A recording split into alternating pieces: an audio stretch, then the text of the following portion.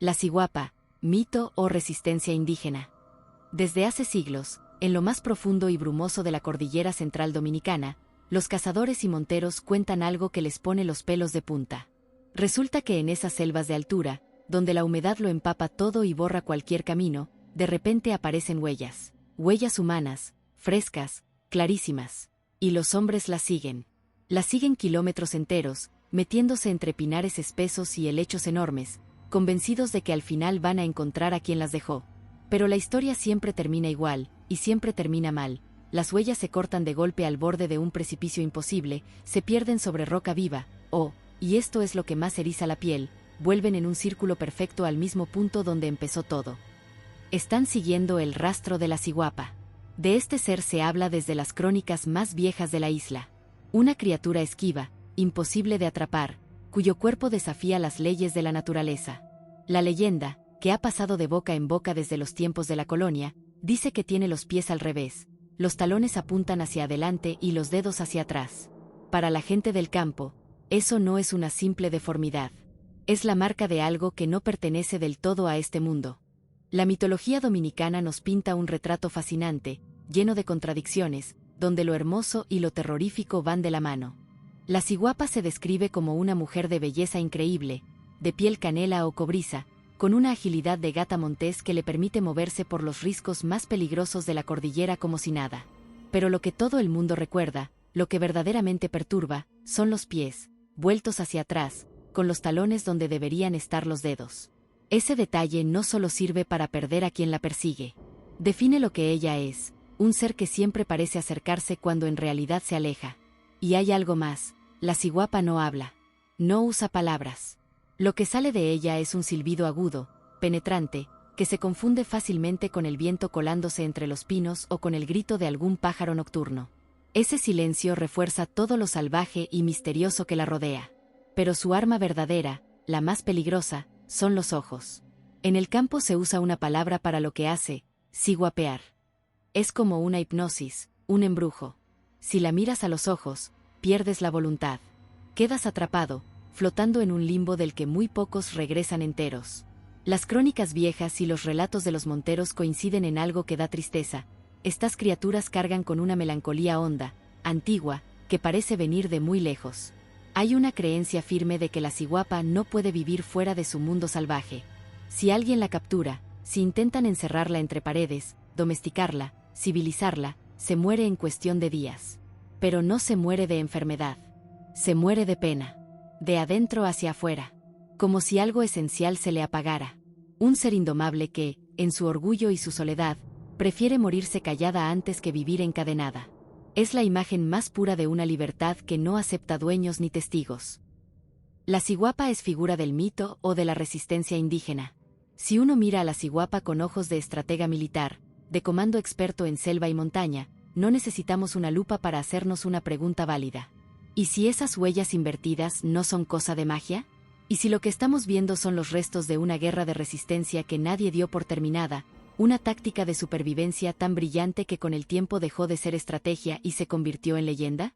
Si la ciguapa no fue un monstruo, o un ser sobrenatural, entonces, significa que fue una clase élite de resistencia indígena ante el castellano.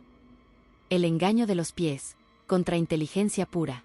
Para entender de dónde sale esta táctica hay que meterse en el horror de la conquista. Los capitanes españoles y los colonos dependían de sus rastreadores y rancheadores para encontrar y eliminar a los nativos que habían logrado escapar del sistema de encomiendas. En una isla donde la geografía era el único aliado de los perseguidos, las huellas en el barro eran el único lenguaje que el invasor sabía leer. Entonces, la idea de caminar con los pies invertidos, o de fabricar un calzado rudimentario que dejara la huella al revés, no fue ningún capricho del folclore. Fue una jugada de contrainteligencia militar absolutamente genial. La trampa funcionaba porque explotaba la lógica lineal de los europeos. Los soldados españoles, cargados con armaduras pesadas y arcabuces, seguían las huellas en el lodo seguros de que su presa huía hacia el monte. Pero estaban cayendo en una ilusión. Mientras el rastreador creía que le estaba ganando terreno, en realidad se estaba metiendo de cabeza en una zona de emboscada que los nativos ya tenían preparada. Las huellas no señalaban una huida, eran el cebo. Conducían al perseguidor hacia pantanos, desfiladeros sin salida o círculos interminables donde el agotamiento y el pánico hacían el trabajo sucio antes de que volara el primer dardo. El mito del pie al revés fue la cortina de humo perfecta. Ocultaba una realidad mucho más peligrosa. El enemigo no estaba escapando. Los estaba esperando. El cabello. Camuflaje guillé antes de que existiera el nombre. Esa cabellera mítica de la ciguapa, descrita en las crónicas como un manto oscuro y tupido que le llegaba hasta los talones y le servía de única vestidura, cobra un sentido completamente distinto cuando se mira desde lo militar. En la humedad permanente de la cordillera central, donde la niebla y el follaje reducen la visibilidad a casi nada, mantener una silueta humana reconocible es una sentencia de muerte para cualquiera que esté huyendo. Lo que los españoles confundieron con una cabellera sobrenatural era, casi con toda seguridad, una capa de camuflaje vegetal increíblemente bien hecha. Entretejiendo fibras de bejuco, musgos y helechos secos con su propio pelo, los nativos fabricaban un manto que rompía por completo su contorno humano. Estamos hablando de algo que se parece muchísimo a los trajes guillé que usan los francotiradores modernos. Para un soldado español, acostumbrado a los campos abiertos de Castilla o al orden cuadriculado de las ciudades coloniales, la ciguapa sencillamente no existía. No veía una persona, veía un matorral, un pedazo de maleza que, de pronto, cobraba vida y desaparecía. Con esa indumentaria, los centinelas de la resistencia podían vigilar al invasor desde distancias ridículamente cortas. Observaban sus movimientos, contaban sus hombres, estudiaban sus puntos débiles, todo sin ser detectados. Lo que el folclore bautizó como seres de pelo largo fue en realidad el primer cuerpo de exploradores invisibles del Nuevo Mundo. Fantasmas de musgo y fibra que convirtieron la selva en algo que observaba y esperaba en silencio. El hechizo, guerra química con plantas de la montaña. Lo más terrorífico de la leyenda es el famoso hechizo, ese poder de robarte la voluntad con solo mirarte, lo que la gente del campo llama ciguapear. Pero si uno analiza esto desde la ciencia y la historia, la explicación que aparece es mucho más terrenal, y a su manera, igual de escalofriante. Los nativos de la isla conocían como nadie las plantas tóxicas y alucinógenas del Caribe. Plantas como la datura, conocida por acá como flor de campana o chamico, y otras variedades cargadas de alcaloides tropánicos.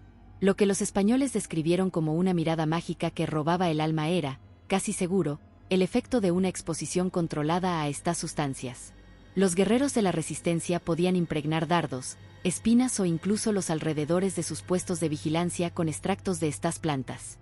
Bastaba inhalar los vapores o tocar ciertas superficies para que la víctima entrara en un estado inmediato de desorientación, alucinaciones y, sobre todo, amnesia. El soldado español que lograba volver a su fuerte después de un encuentro con estas mujeres de la montaña no estaba mintiendo cuando decía que había perdido la cordura.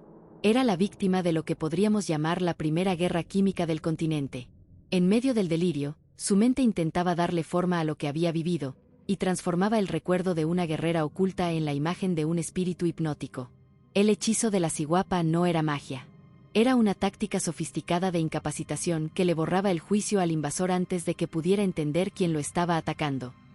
Código del silbido, guerra acústica. Ese silbido agudo, que los monteros confunden con el viento o aves nocturnas, es en realidad un sistema de comunicación táctica y cifrado acústico. Al prescindir del lenguaje humano, la ciguapa utiliza frecuencias altas que cortan la humedad de la selva y viajan a grandes distancias sin delatar su posición, imitando el entorno para que el enemigo escuche naturaleza donde hay información estratégica. Es una disciplina de ruido absoluta, un código de señales diseñado para coordinar movimientos, flanquear al intruso o dar la orden de repliegue sin romper el silencio de la montaña. Esta ingeniería sonora funciona en conjunto con la desorientación visual de sus huellas. El sonido penetrante actúa como una interferencia sensorial que aturde el oído interno del perseguidor, provocando el vértigo y la parálisis necesarios para que ocurra el ciguapeo. No estamos ante un grito animal, sino ante un protocolo de guerra invisible donde el silencio es el arma y el silbido es el mapa de una resistencia que se comunica en una frecuencia que el colonizador, por más que escuche, jamás podrá descifrar. La ciguapa es, tal vez, el monumento más grande y más ingenioso a la resistencia indígena en todo el Caribe. Cuando uno junta todas las piezas, las huellas que mienten, el camuflaje de musgo y fibra, el uso táctico de la botánica, los sonidos de comunicación táctica, lo que aparece no es un cuento de miedo. Es la imagen de un pueblo que eligió dejar de ser humano ante los ojos del enemigo para volverse algo peor, una leyenda que daba tanto pavor que el invasor no se atrevía a pisar sus últimos refugios. El mito no fue la superstición de los vencidos.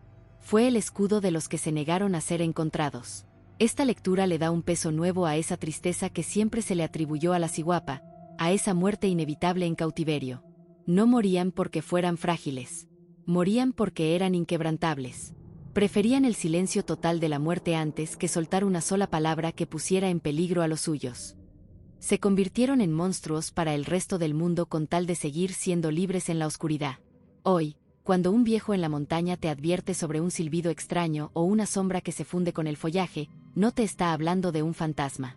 Te está recordando que la resistencia, cuando es lo suficientemente inteligente, puede volverse eterna.